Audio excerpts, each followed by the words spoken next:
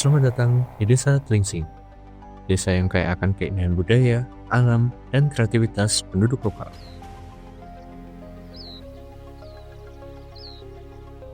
Terletak di Kecamatan Cawas, Kabupaten Klaten, jalan menuju desa ini akan melewati hamparan sawah yang hijau dan luas, serta pemukiman penduduk asli yang sejuk dipandang mata.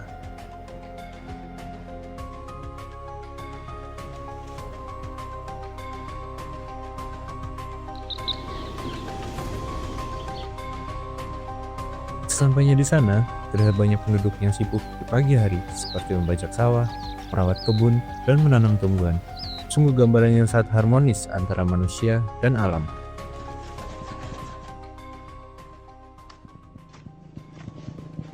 Apalagi, desa ini mempunyai satu daya tarik lain, yaitu produksi kain tenun mereka.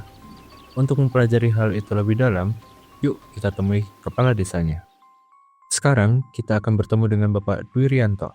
Selaku Kepala Desa Tlingsing, beliau adalah sosok yang penuh dengan semangat dalam melestarikan tradisi dan memajukan desa ini sebagai destinasi wisata budaya yang unggul. Perkenalkan, nama saya Dwi Rianto, sarjana hukum. Saya sebagai Kepala Desa di Desa Tlingsing.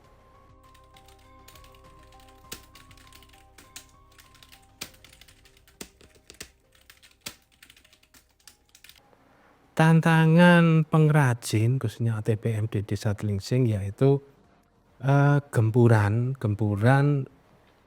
produksi dari pabrikan. Jadi skala pabrikasi itu lebih banyak dan lebih murah. Jadi tantangan masalah harga yang pasti beda pabrikasi dengan ATBM di Desa Tlingsing itu sendiri.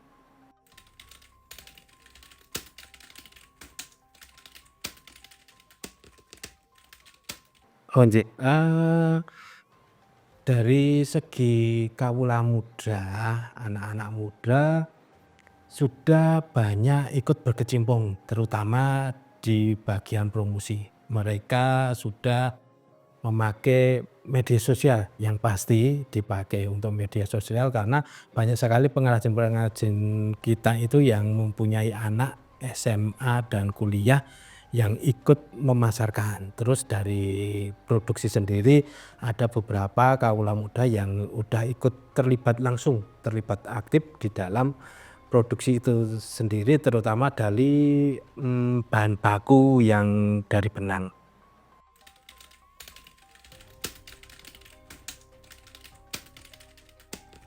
Harapan kami, jadi karena ini warisan luhur, warisan budaya, jadi pengennya tetap berjalan sampai anak turun kita besok. Karena ini juga sudah turun-menurun dari kakek moyang, nenek moyang kita. Harapan kita pemerintah bagaimana caranya agar bisa melestarikan seni tradisi kain lurik ini. Karena di Desa Tlingsing sudah menjadi desa wisata sentra lurik khususnya di Kabupaten Klaten.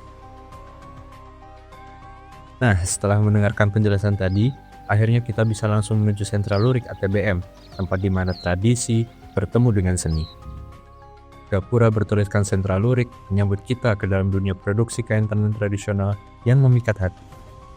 Pemandangan persawahan hijau di sekitar, dipadu dengan suara alat tenun, menciptakan suasana yang damai dan khas. Di sini, Anda bisa merasakan bagaimana setiap helai kain lurik diproduksi dengan penuh dedikasi, melibatkan proses manual yang kaya makna budaya. Kebetulan, di dekat sini ada kediaman Bapak Soekarno, seorang pengrajin benang yang sudah bertahun-tahun menjalankan tradisi tenun ini. Yuk kita intip prosesnya. Tahap pertama yang kita lihat di sini adalah penggulungan benang setelah proses pewarnaan selesai. Dengan alat tradisional yang sederhana, benang digulung secara manual. Proses ini bukan hanya memakan waktu, tetapi juga menuntut kesabaran dan ketelitian yang sangat tinggi. Bapak Soekarno dan istrinya biasanya membutuhkan 1 hari penuh untuk menyelesaikan satu gulungan benang. Proses ini menjaga kualitas benang tetap unggul dan menjadi fondasi kain lurik yang istimewa.